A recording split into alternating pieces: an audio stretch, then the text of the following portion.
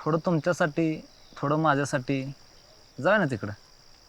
यातून इथं कोणी बघितलं मग आणि माझ्या नवऱ्यानेच बघितलं तर बया नको मला. मला तर हा विचार करूनच लय भीती वाटते बघ. अगं ह्यात कसली भीती? असं दोघांच्या मिसळण्यातच खरी मस्ती. चल ना, मज्जा करूया ना.